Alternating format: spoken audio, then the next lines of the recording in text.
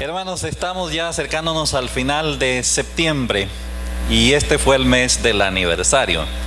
Y quisiéramos solo hacer una breve repaso de algunas cosas porque ya termina esto. Realmente seguimos con algunos otros temas en lo que resta del año. Pero si ustedes vieron sus boletines ahí, ¿quién los tienen a mano? Bien, ahí se habla de los retos que nos plantea la historia. Cuando la historia se resume solo a un montón de datos y de acontecimientos y de esto y que lo otro, muy poco valor tiene. La historia hay que interpretarla y justo es lo que hemos tratado de hacer y queremos compartir eso en esta hora. Antes de compartir esas cosas que están ahí en el boletín, yo quisiera solo llevarles a dos libros, a un libro del Antiguo Testamento y a una de las cartas del Nuevo Testamento, donde se nos habla del valor que tiene la historia. Y se lo voy a mostrar de una manera muy breve en esta mañana. Quisiera animarles al menos que lo tengan abierto. No vamos a leer quizás solo un pasaje de Deuteronomio, pero el libro que les hice mención es Deuteronomio. El libro de Deuteronomio es uno de los libros más importantes del Antiguo Testamento. De hecho, no sé si ustedes lo sabían, hay 4 libros que se mencionan del Antiguo Testamento que se mencionan con mucha frecuencia en el Nuevo Testamento. ¿Saben ustedes cuáles son esos libros? ¿Tienen una idea? ¿Cuáles son los que más se mencionan? Quizás todos se mencionan, pero ¿cuáles son los que más se mencionan? Isaías, dice Claudia, excelente, es uno. Jeremías sí se menciona, pero no está en la lista primera de los primeros que se menciona. El libro de los Salmos, y antes de eso aún está el libro del Génesis, es uno de los que más se menciona, y el libro de Deuteronomio. Esos son los libros más mencionados en el Nuevo Testamento, los Salmos y el libro de Isaías también. Ahora, quisiera solo hacerles una breve introducción. Un día me encantaría, y si el Señor me permite eso, lo voy a hacer, que hiciéramos una exposición del libro de Deuteronomio, porque sí es un libro fascinante. Yo aún les animo a leer el libro de Deuteronomio. ¿Saben por qué?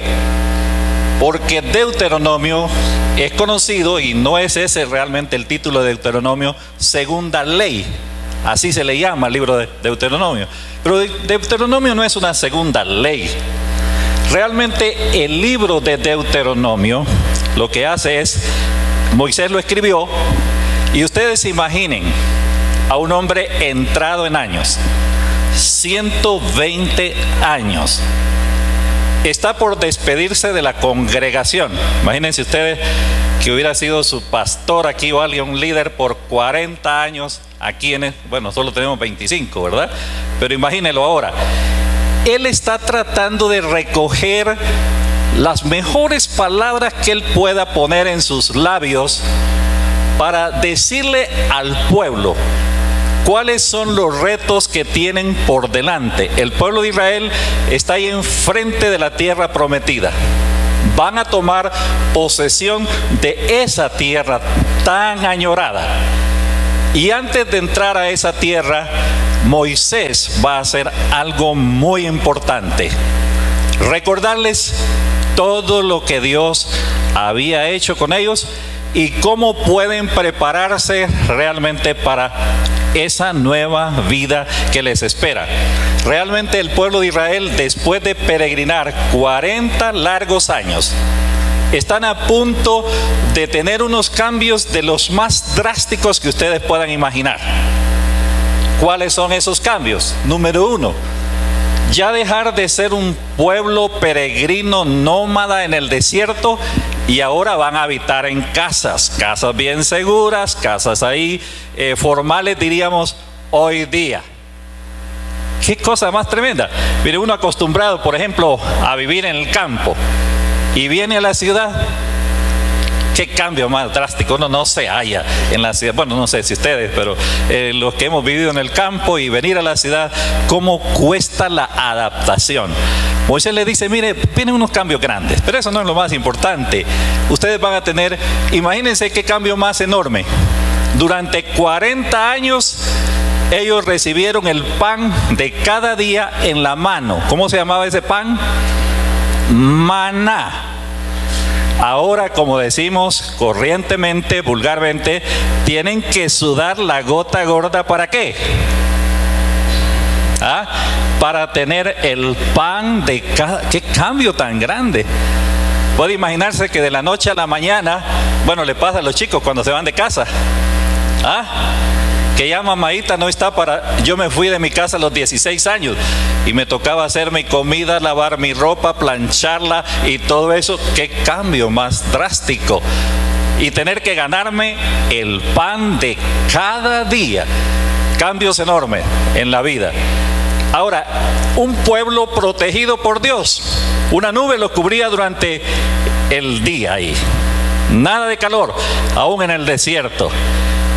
Ahora, fíjense bien, y protegidos por Dios ahí en el desierto.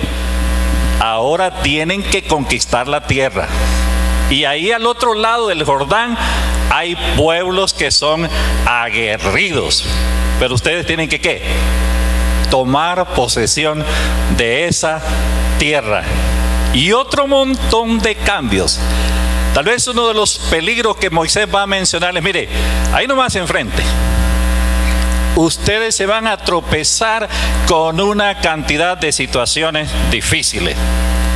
Va a haber bendición ahí, al otro lado, pero van a encontrar situaciones bien difíciles. Por ejemplo, van a tropezarse con mucha idolatría, con un mundo muy diferente al que ustedes han vivido ahorita aquí en el desierto. Y todavía algo más, les dice Moisés. ¿Saben qué? Va a haber una transición del liderazgo. Dios me ha ordenado, ya me ha dicho que va a ser otro su líder. Yo ya no voy a ser el líder de ustedes. ¿Cuánto tiempo los había liderado? 40 años. Y ahora ustedes van a ser liderados por Josué. Ahora, ¿verdad que no es fácil eso de acostumbrarse a nuevo liderazgo también? ¿Cómo es de difícil en la vida? Pero por eso les digo, un día vamos a estudiar Deuteronomio, porque este hombre hace un traslape, hace una transición de liderazgo de una manera tan linda que en el pueblo nadie sintió que había habido transición. Casi nada se sintió la transición del liderazgo. Ahora, todavía algo más, les dice Moisés. Yo les puedo asegurar algo. Si ustedes siguen siendo fieles a Dios, tienen seguras las bendiciones de Dios. Si ustedes le dan la espalda a Dios, aténganse porque les vienen tiempos difíciles en su vida. Y les voy a decir algo más. Con todos esos cambios que ustedes van a tener ya en las próximas semanas, días, meses, ¿saben qué? No se asusten tanto de lo que hay allá al otro lado. Idolatría, perversidad, maldad, homosexualismo, prostitución, todo lo que hay allá. No se preocupen tanto con eso. Pero les voy a decir algo más todavía. Les dice Moisés, ¿saben qué? Ustedes tienen que tomar de veras las riendas de su casa e instruir a sus hijos. Y ustedes recuerdan Deuteronomio capítulo 6, versículo 4 en adelante. Estas palabras que yo les voy a hablar ahora estarán primero ¿dónde? En tu corazón. Y amarás al Señor tu Dios con toda tu mente, con todo tu corazón y todo lo demás. Y las repetirás a tus hijos ¿cuándo? Cuando te levantes en el camino, cuando te acuestes, y algo más. Pondrás esa palabra en los dinteles de tus puertas, ahí, de tu casa. Eso quiere decir, equivaldría a decir hoy día, tener unos póster ahí en la casa, ojalá con versículos. Me gustaría entrar a uno de los dormitorios, no me lo van a permitir, ¿verdad? A los dormitorios de los chicos, ¿qué hay ahí? ¿Qué hay ahí? ¿Su equipo favorito? Hay otro montón y no de los jovencitos, de los señores también, ¿ya? ¿Qué hay en nuestros dormitorios y en la sala de nuestra casa? La palabra de Dios debe permear su hogar. Y si eso sucede, el éxito está asegurado. ¿Con qué les quiero decir, mis hermanos? Miren, no se asusten tanto por lo que viene en el futuro. Claro que vienen cambios, pero todo el tiempo ha habido cambios en este mundo. ¿Ya? ¿O no? Y ustedes y este servidor nos ha tocado vivir los cambios más acelerados de la historia de la humanidad. Los años 90, la caída del muro de Berlín. Y de los años 90 para acá ha sido todo tan acelerado que uno no termina de acomodarse cuando ya ¿qué? Ya hay cambio. Pero todos hemos tenido que ir ¿qué? Acomodándonos. Ahora, padres, madres, sí les voy a animar algo.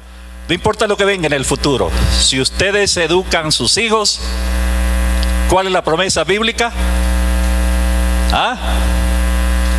Instruye al niño en su camino y aun cuando fuere viejo, ¿qué? No se apartará de él. ¿Ya? Instruye al niño en su camino. Todavía recuerdo los años de la adolescencia de nuestros hijos. En ese tiempo lo que pegaba, como dicen, era la música rock. Y a mis hijos les gustaba la música rock. Y yo tenía serios problemas, teníamos con Reina serios problemas. ¿Saben por qué? El problema más serio que tuvimos. Vivíamos en la casa pastoral y mis hijos les gustaba escuchar rock. ¿Y saben cuál es el problema mayor de este servidor? Que era un jovencito en aquel tiempo todavía. Ay, si pasa un hermano y oye música rock aquí en la casa del pastor, ¿qué van a decir? Esa era mi preocupación mayor. Después yo tuve que despertar, y a mí qué me importa que digan lo que digan, ¿ya? Y empecé mejor, ¿saben qué? Y si quieren les doy la carta de renuncia también ahora. Empecé a escuchar música rock. Y todavía algo más. ¿Para qué? Sencillamente para poder dialogar con mis hijos. Y poner el dedo en lo que realmente debía ponerlo, la llaga. ¿Sabes qué? Ritmo a mí no me importa para nada, porque hasta suena agradable. El ritmo propiamente. Lo que me preocupa, ¿sabe qué? Es la letra. Eso sí me tiene muy preocupado. ¿Y saben qué? Vamos a hacer un trato. Escuchemos música rock, pero la discutimos la letra. Y nos sentábamos después a discutir con ellos. Y agarraron el reto ellos, la letra. Fue interesante los cambios que vinieron en la vida de ellos. Wow, papá, no me había dado cuenta de eso. ¿Ya? Saben que hoy día a mí no me molesta, por ejemplo, en sí el ritmo del reggaetón. A ustedes sí les cae mal, ¿verdad? Ya les veo la carita. A mí eso no me importa tanto. ¿Saben qué me importa? Lo que le están ¿qué? Transmitiendo. El mensaje subliminal que hay detrás de mucha de la música, no solo la contemporánea. Tengan cuidado aún con la música, la música antigua que llamamos, todo lo demás. Bueno, pero eso no es el tema. Lo que le quiero decir es, Moisés le dice, ustedes están en un proceso de ¿qué? De transición en la vida y tienen que agarrar nuevos retos. Para hablar de esos retos, ¿qué hizo Moisés? Tan sencillo con traerles a colación toda su historia. Recuerden cómo Dios los sacó de Egipto. Recuerden todos los años que han peregrinado, cómo aquellos se rebelaron, qué pasó esto, qué pasó lo otro. Acontecimientos históricos para decirle que ahora ustedes tienen estos retos por delante. Un día estudiaremos Deuteronomio, pero ahora vamos solo corriendo al Nuevo Testamento. Les hice mención de una carta, la carta de Judas. Y es que hay una carta de Judas. Sí, ahí está, antes de Apocalipsis. Búsquenla corriendo ahí.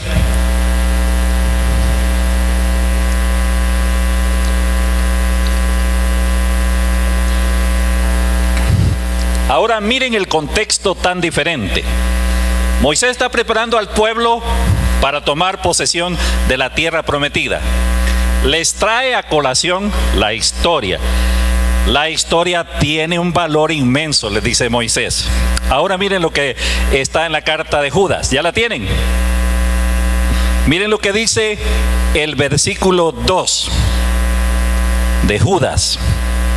Amados, por la gran solicitud que tenía de escribiros acerca de nuestra común salvación, me ha sido necesario escribiros exhortándoos que contendáis ardientemente por la fe que ha sido una vez dada a los santos. Miren, hermanos, dice Judas, les animo a ¿qué?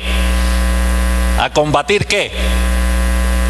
Ardientemente por la fe, porque se han entrometido entre ustedes una cantidad de falsos maestros. ¿Qué va a hacer Judas ahora?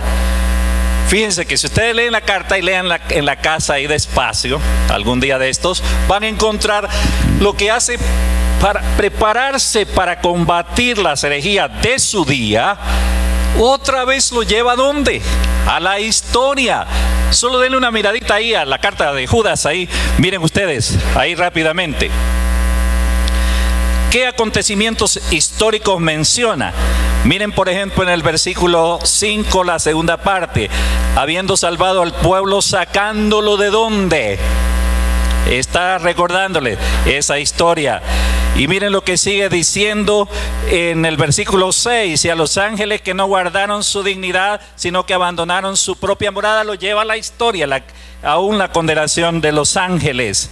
Más adelante, miren lo que dice en el versículo 7, como Sodoma y ¿qué? Gomorra, acontecimiento histórico. Más adelante, miren lo que dice el versículo 9, casi al final. Por el cuerpo de Moisés menciona otro acontecimiento y personaje, en este caso histórico. Miren lo que dice el versículo 11. Ay de ellos, está hablando de los falsos maestros, porque han seguido el camino ¿de quién? De Caín, y lanzaron por lucro. Y se lanzaron por lucro en el error de Balaán, otro personaje histórico. Verso 14. De estos también profetizó ¿quién? Enoc, una historia todavía más atrás. Y miren lo que dice más adelante. Enoc, séptimo desde Adán. ¿Menciona qué? ¿Cómo es que trae a colación un montón de acontecimientos históricos para enseñar cómo combatir qué? La herejía presente. Hermanos, la historia tiene un valor inmenso. Y yo quiero dejar eso en su mente y en su corazón esta mañana o tarde ya. La historia, a propósito también, nos explica una cantidad de cosas que nosotros ni siquiera entendemos. En el retiro de familia, allá en Campamento Canaán, es verdad, una dramatización de nuestros símbolos patrios, de la historia patria y todo eso. Ahora, fíjense bien una cosa que les voy a preguntar a ustedes. ¿Por qué antes del 15 de septiembre salen los chicos y disfrutan tanto andar con antorchas? Y Claudia les dice segunda, sonando la bocina de su vehículo cuando los encuentra. Ahí todo eso. Vaya, pero ¿por qué antorchas antes del 15 de septiembre? Y ahora nadie va a ver antorchas ahí. ¿Por qué? Si usted no entiende la historia de Guatemala, no va a entender eso.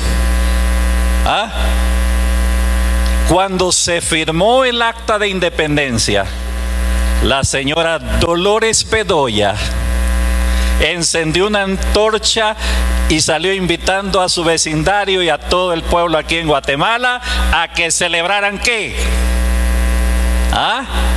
La firma del acta de historia. ¿Usted sabe por qué tenemos algunas costumbres aquí en la iglesia IBEC? ¿Ah? Miren, son pocas las iglesias que tienen un cuerpo pastoral y un coordinador pastoral. Los demás tienen ¿qué? ¿Ah? Un pastor, diáconos y ancianos. ¿Ya? ¿Y eso? ¿Y de ahí? ¿Ah? Dirían los chicos. Solo la historia ¿qué? ¿Ah? Nos puede explicar eso. ¿Ah? Vaya, lo voy a agarrar en algo que esto sí debe de ponernos a qué pensar un día de tantos. ¿Cuál es la verdadera identidad de la iglesia bíblica El Camino, de la IBEC? Si a usted le hicieran la pregunta en la calle, lo agarran, lo abordan y le dice: ¿usted asiste a la iglesia bíblica El Camino? Claro que sí, soy de ahí, a mucha honra, eso diría yo. Ok, ¿cuál es la identidad de la iglesia IBEC? ¿Qué le responderían? ¿Qué le responderían? ¿Verdad que nos quedaríamos un poquito mudos? ¿Ah? Ah, mire, la hermana Blanquita es la que está bien despierta. Perdón, Bertita. Siempre la confundo por lindas que son. Hermana Bertita está diciendo, porque somos una iglesia ¿qué? Bíblica, esa es parte de nuestra identidad. Pero ¿esa es toda la identidad? Ah, bueno, les dejo para pensar. Hoy vamos a repasar otra vez un poquito nuestra historia. La historia fue plasmada por un grupo de hermanos ahí. Hoy solo está Elías de ese grupo. Así es que si hay algo en contra de esa historia, échenle la culpa a Elías. Pobre Elías, ¿verdad? No. Elías, el hermano Alfredo Bonatti, este servidor, Roberto Enríquez y todo eso. Nos dimos a la tarea de recoger por aquí y por allá cómo es este asunto y ponerlo en lo más que pudimos en orden, la historia de la IBEC. Vamos a repasar algunas cosas y al final los retos que la historia nos plantea. Ahora sí, caballeros cadetes, ahí tienen ustedes breve reseña histórica de la IBEC. Hasta aquí nos ayudó ¿qué? Jehová. Y ahí está la cita. Adelante. ¿Seguimos? Ok. Ustedes, si lo desean, lo pueden tener en hojas. Y aquí hay un cajo de hojas de como 17 hojas o páginas ahí, donde ustedes pueden tener esa historia si la quieren escrita. Tiene fotografías, tiene todo lo que les voy a mostrar rápidamente ahí. Pero hemos dicho más bien que acomodándonos a los tiempos modernos, se la podemos enviar digital. ¿Ya? Está mejor todavía. Ahora, la hermana Telvita no tiene tiempo de sobra como para simplemente agarrar todos los correos electrónicos de ustedes y enviarse. Si ustedes lo quieren, magnífico. Pero entonces, si no la quieren también, pues sencillamente ahí. Pero me gustaría saber, después mejor que se las presente, a ver si la quieren recibir, ¿verdad? ¿Cuál es el contenido que hay aquí en esta historia, en este caso así impresa? Ya, ustedes van a encontrar los títulos que están ahí, son los títulos mayores. Primer título mayor: raíces históricas de la iglesia ¿qué? Bíblica.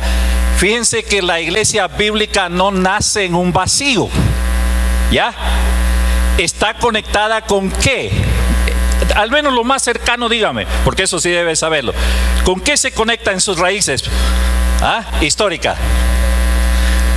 Bueno, eso es posterior aún. ¿Con qué está conectada históricamente? Si ustedes no enlazan la historia, tampoco, ¿verdad? Claro que nació en un estudio bíblico, pero ahí solo es un estudio bíblico. La historia más atrás todavía, ¿cuál es? Me quita ahí rápidamente.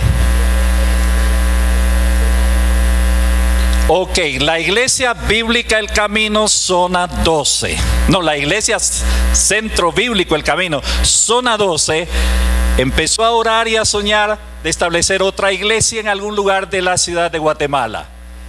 Estuvieron viendo toda la ciudad con sus posibilidades y pensaron, San Cristóbal es el mejor lugar porque ahí hay un estudio bíblico de nuestra iglesia, la iglesia Centro Bíblico El Camino, y por eso ahí se inicia, ahí sí ya viene. Pero a propósito, ¿y el Centro Bíblico El Camino de dónde surge? ¿Ah? ¿De dónde surge la iglesia bíblica El Camino? Miren, no estamos para eso ahora, pero ustedes y este servidor debemos de conocer un poquito más nuestra historia.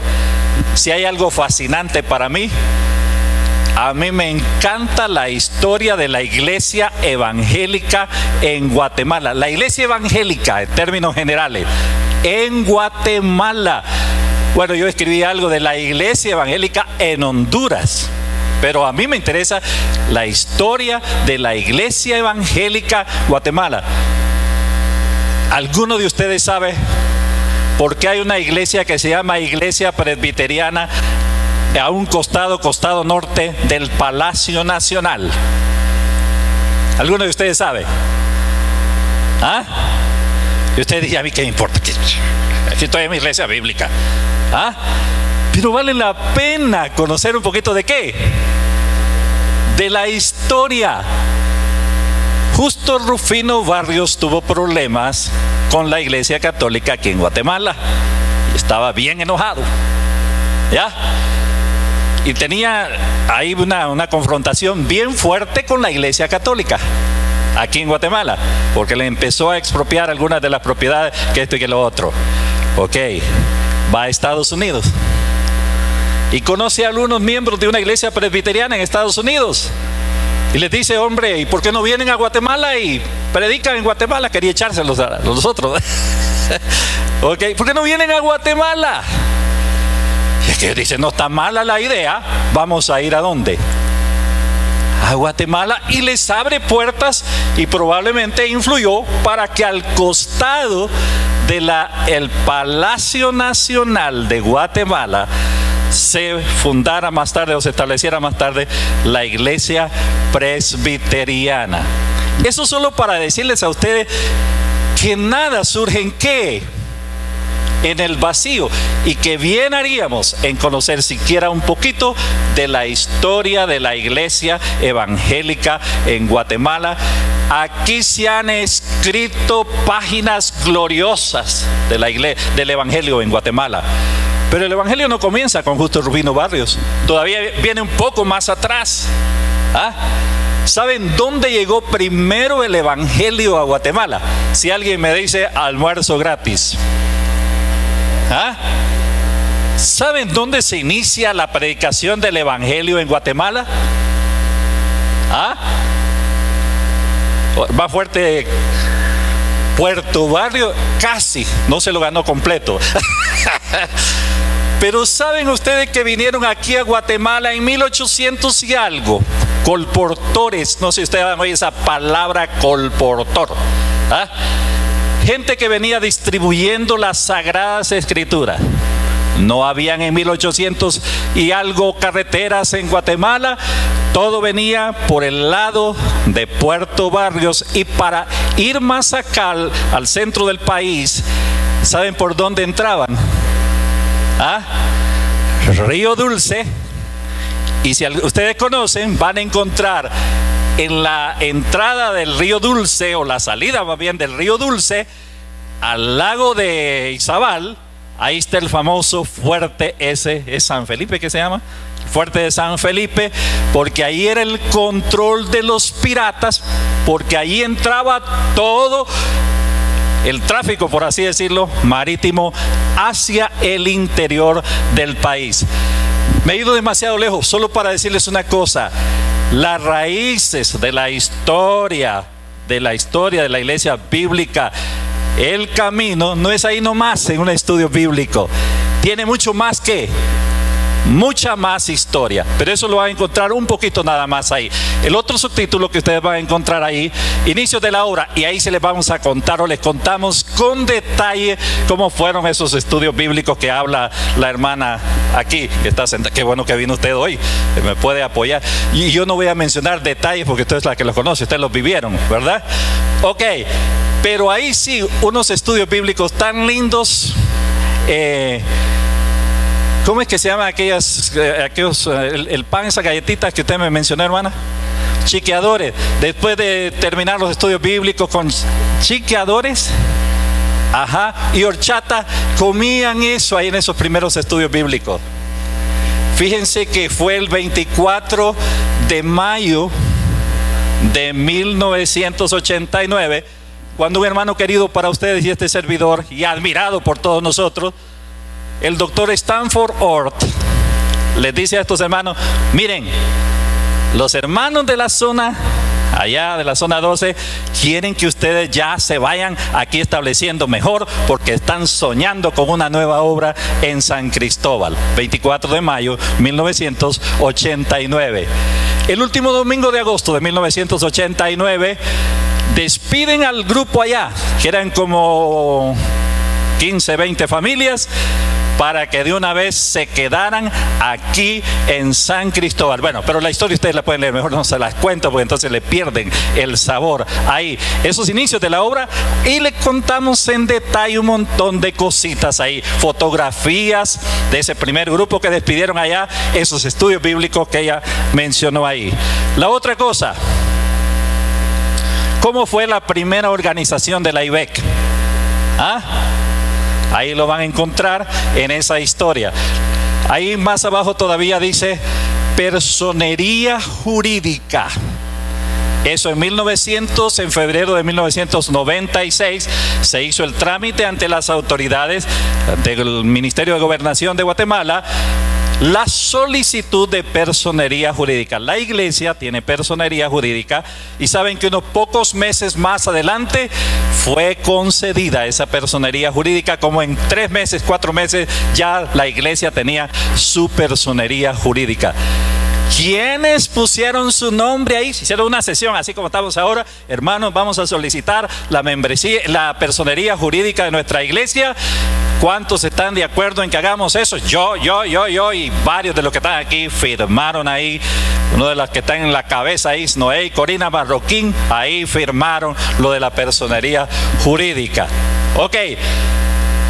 En ese mismo momento también, para hacer la solicitud, se nombró una directiva provisional. Aquí están todos esos datos, de ahí se los resumimos. Luego una fecha de aprobación de la personería jurídica, creo que fue... por ahí está, se me olvidó ponerla ahí, pero por ahí está la fecha de aprobación en este legajo de hojas que se le puede entregar a ustedes si lo desean. Vamos a la siguiente.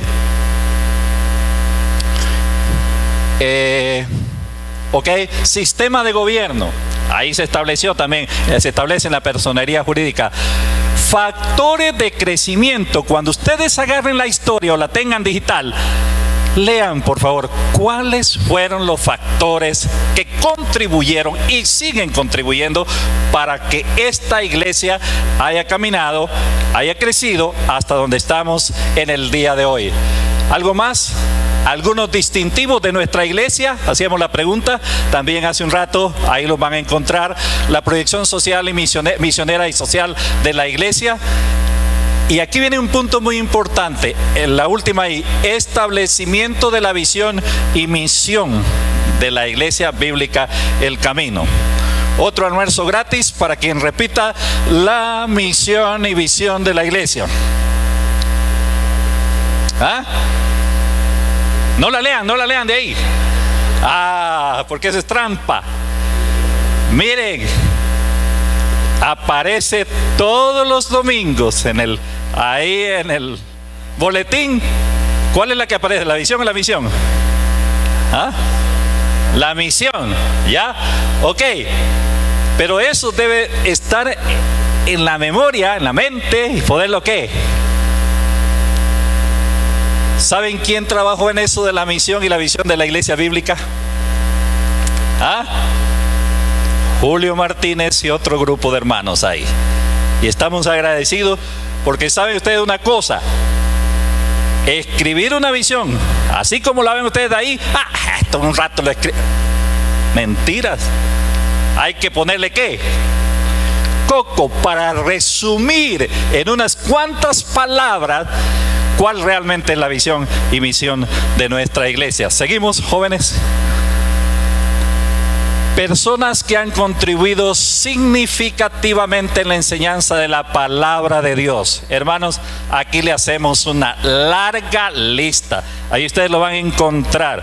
Miren, escribieron, han predicado a través de todos estos años una cantidad de hombres de Dios y mujeres de Dios también. ¿Ya?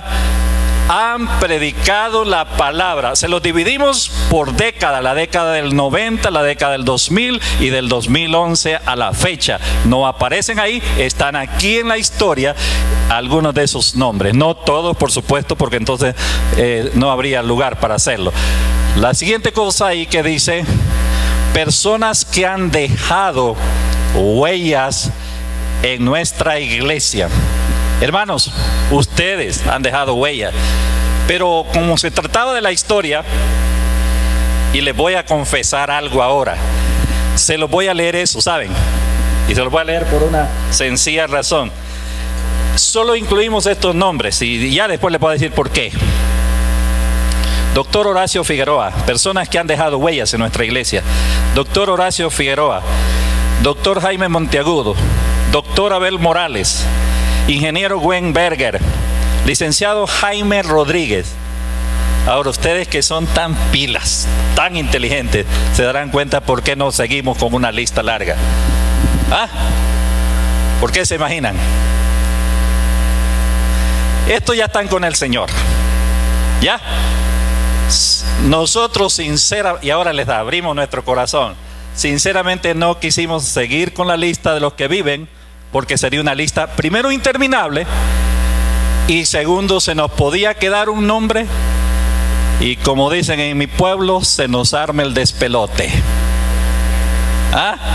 Se nos arma la guerra. Así de sencillo. ¿Ya? Ahora, ustedes, y a propósito, en esta historia, que ahí la pueden tener ustedes. Bueno, aquí está una foto de Gwen. Al fin aparece la foto, hermana. Usted estaba preguntando, ¿y la foto por qué me la pidieron? No. ¿Ah? Aquí está. Ok, y un detalle que estaba olvidando. Dentro de los que han predicado desde el 1989 a la fecha, solo mencionamos a uno en particular, y ese es Roberto Enríquez. ¿Sabe por qué? ¿Ah? Roberto Enríquez ha predicado 25 años en esta iglesia. ¿Y vale la pena qué? ¿Ah? Reconocerlo también. Y estamos orgullosos de eso. ¿Ya? Ahora, ahí se menciona otro montón. Tal vez a su predicador favorito no se menciona. Ese ya no es nuestro problema. Que lo otro, ¿verdad? Ahora, sigue algo ahí.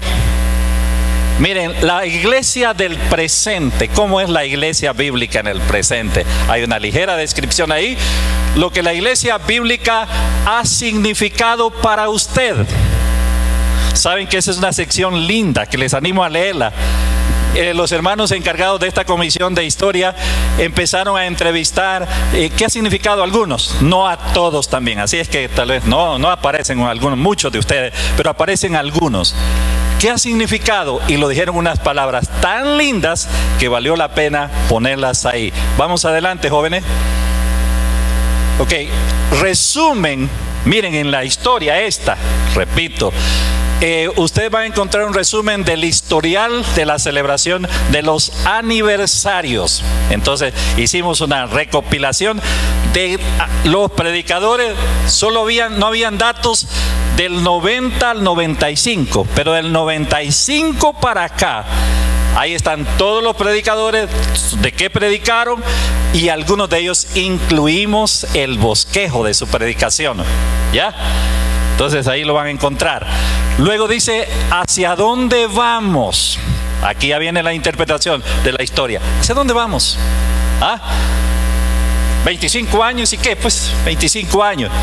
No, lo importante es de aquí en adelante hacia dónde vamos. Y mire, la tarea del cuerpo de ancianos y ahí del consejo de ancianos es plantearles a ustedes en los próximos meses, y vamos a trabajar en un plan quinquenal hacia dónde realmente queremos ir en los próximos años. Si no sabemos hacia dónde vamos, empezamos ¿qué? A ir por cualquier camino, por cualquier ruta, si no la definimos. Vamos a trabajar varios ejes en ese plan quinquenal y oren mucho por eso. Luego hay una pequeña nota ahí: no todo ha sido perfecto.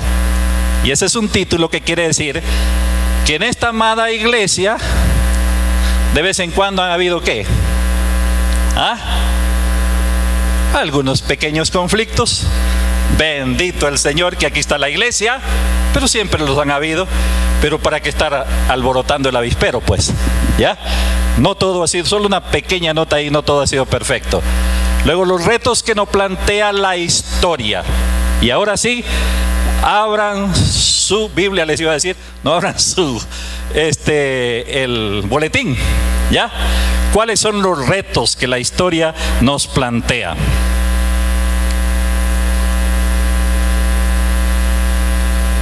Vamos a la siguiente. Veamos ahora los retos. Y esto, hermanos, solo son algunos de los retos, ¿ya? Que la historia nos plantea. Estoy hablando ahora de la historia de la IVEC. Número 1, mantener la visión que dio origen a la iglesia, es decir, edificar la vida espiritual de los creyentes. No está todo ahí en sus boletines. Edificar la vida espiritual de los creyentes y alcanzar a otros para Cristo. Esa es la visión, ¿ya? Que dio origen a esto. Les voy a decir algo más. La iglesia Centro Bíblico El Camino, su origen fue un poquito diferente. Claro que edificar la vida de los creyentes y todo eso, pero en esos días cuando surge la iglesia Centro Bíblico El Camino es porque aquí en Guatemala algunas iglesias no le estaban prestando atención a los profesionales, a los estudiantes universitarios y a los empresarios, a la gente ahí que está en algunos puestos de autoridad y todo lo demás. Surge la inquietud de algunos hermanos y fundan la iglesia Centro Bíblico El Camino. Esa misma idea en parte llega aquí a nosotros, porque somos hijos de esa mamá, ¿ya? El Centro Bíblico El Camino, pero esa visión se amplía y nosotros queremos siempre estar claros que existimos para qué: edificar el cuerpo de Cristo, pero también ¿qué? Alcanzar a otros para Cristo. Un reto más: la centralidad de la palabra de Dios. Debemos mantenerla ¿qué? A toda costa. Miren, los púlpitos de hoy día, no estoy hablando pero no está lejos también que pase aquí. Los púlpitos de hoy día se usan para hablar de cualquier cosa menos de ¿qué? Menos de la palabra. Ojalá nosotros podamos tener aquí siempre la centralidad de ¿qué? De la palabra de Dios, que se predique palabra de Dios. Otro reto. Seguimos. Necesitamos seguir siendo ortodoxos, y ustedes tienen ahí una pequeña, no definición, pero una pequeña aclaración. Una iglesia apegada a la doctrina bíblica, pero también una iglesia que vive la palabra, que hace de ella la norma, en su norma, ¿verdad? En todo asunto de fe y práctica. Mis amados hermanos, dicho en pocas palabras, dejemos de ufanarnos que somos una iglesia muy bíblica. Mejor sigamos viviendo ¿qué? Eso que sabemos de la palabra. Sigamos siendo ortodoxos, pero ortodoxos también, ortopraxis se dice, ortopraxis también, que en la práctica vivimos la palabra.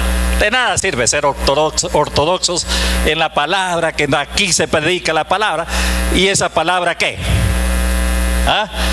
No permea la vida de nosotros, no la ponemos en práctica en nuestros asuntos de fe y práctica ahí en la vida. Seguimos adelante.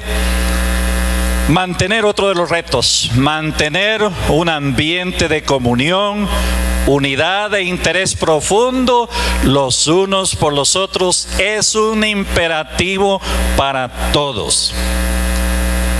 Miren, la iglesia se origina y destruye uno de los problemas que hay en la iglesia evangélica, lo que se llama el clericalismo. Las iglesias evangélicas tienen su clero, y ese clero está representado ¿por quién? ¿Ah? ¿Por quién? Pastor. ¿Ya? Y la iglesia bíblica dice eso no es lo bíblico. Lo bíblico es que nos cuidemos ¿qué? Los unos a los otros y mostremos interés los unos por los otros. Entonces que se vaya el pastor, con mucho gusto me voy. ¿Ah? Con mucho gusto me voy, pero esperaría que ustedes ¿qué? Siguen cuidándose ¿qué? Los unos a los otros, porque eso es lo que la Biblia enseña. Otro de los retos, y así nació la iglesia, cuidándose unos a otros. Ser una iglesia que vive en constante renovación espiritual. Pero no solo constante renovación espiritual. Este tema viene para el próximo mes. ¿Ya? Una auténtica renovación que es capaz de permear todos los órdenes de la vida personal, familiar, eclesial y social. Hermanos, necesitamos una verdadera renovación espiritual. Nosotros tenemos cierto concepto de espiritualidad que yo creo que al revisarlo en la Biblia nos vamos a quedar un poquito asustados, pero mejor solo lo dejamos ahora como reto. Adelante. Necesitamos no solo conservar la visión discipular, sino también ser auténticos discípulos de Jesús.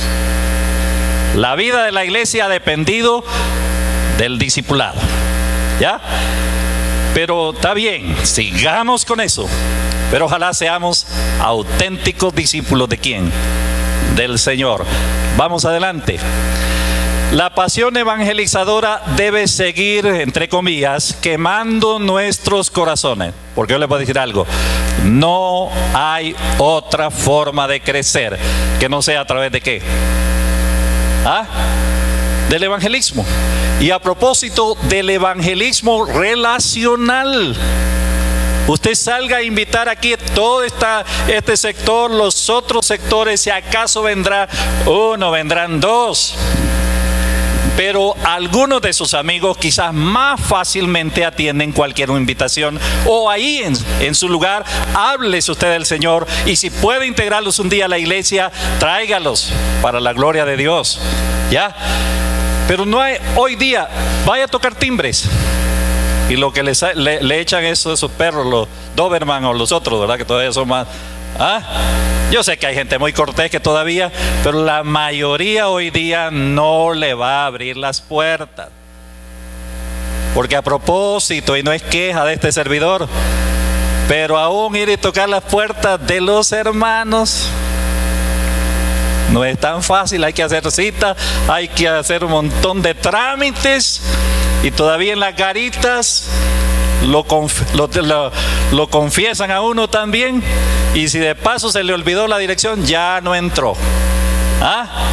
No me estoy quejando, pero sí les hablo de la complejidad aún en el asunto de la visitación. La participación en la obra misionera es algo que debe seguir siendo prioridad en la vida de nuestra iglesia, y ojalá así sea. Ya se me fue el tiempo, por eso ahora solo leo los otros. La IBEC siempre ha procurado tener una adoración y alabanza que exalta a Dios. Conservar estos valores es un imperativo al cual no debemos ¿qué? Abdicar. El rey de España abdicó, ¿ya? Nosotros no vamos a abdicar. Pero mis hermanos, sí tenemos que renovarnos también en nuestra alabanza.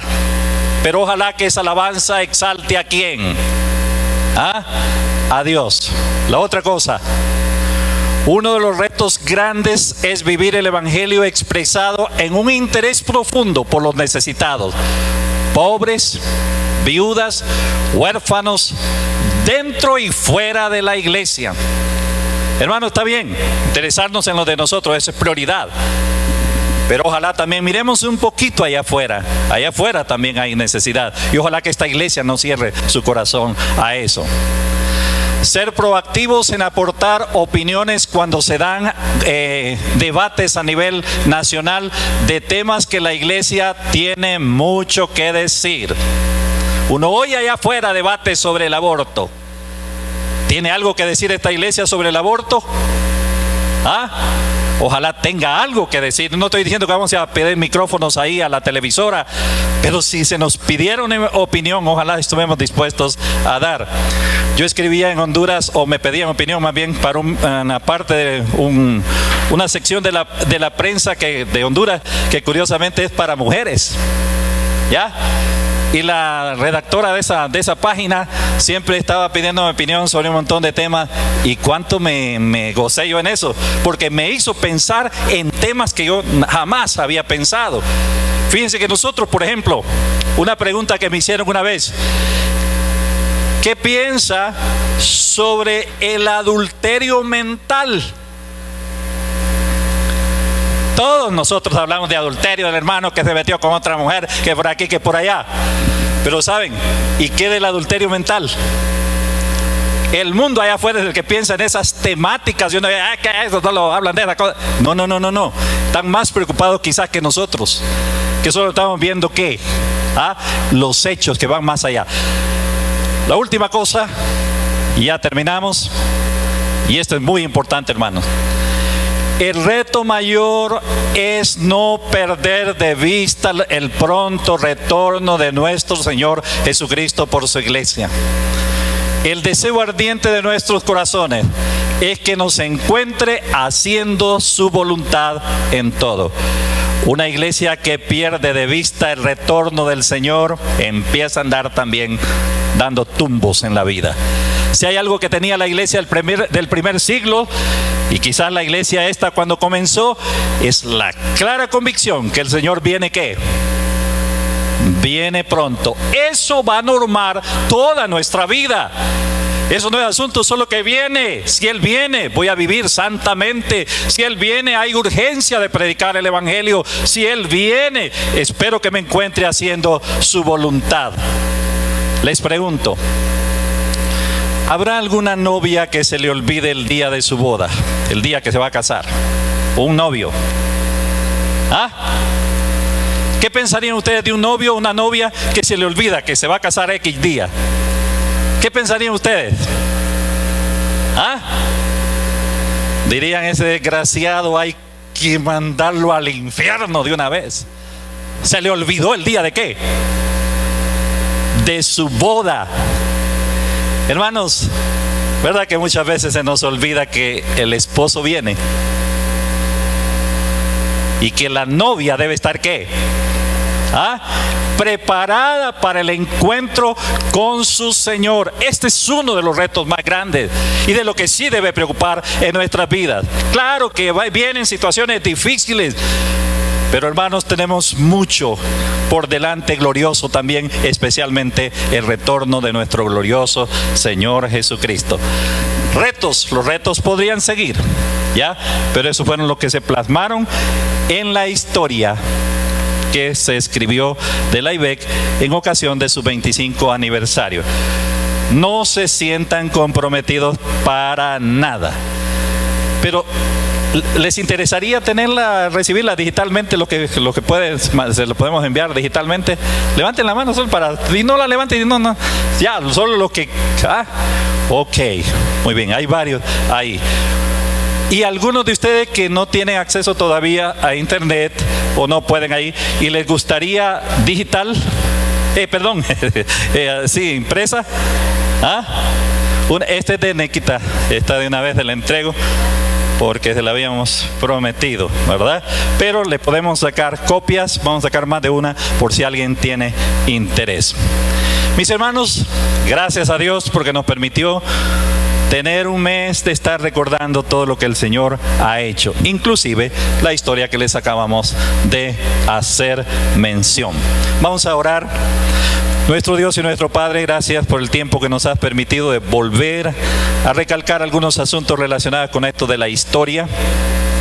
Suplicamos, oh Dios, Que tú nos ayudes a no solo tener en nuestra mente un montón de datos, de acontecimientos, eso no es lo más importante, sino queremos aprender de la historia. Queremos, oh Dios, enderezar aquellas cosas que sean necesarias, conservar las cosas que son muy buenas, y la iglesia bíblica El Camino tiene cosas muy lindas, muy buenas. Queremos conservar eso, Señor, y rogamos que tú nos sigas ayudando para que la palabra tuya sea predicada en esta iglesia hasta que tú vengas. Pero no solo aquí los domingos. Aquí nos reunimos, Señor, los domingos para adorarte, para oír tu palabra, y entre semana nos esparcimos por toda esta ciudad y fuera de la ciudad para hacer nuestras actividades diarias.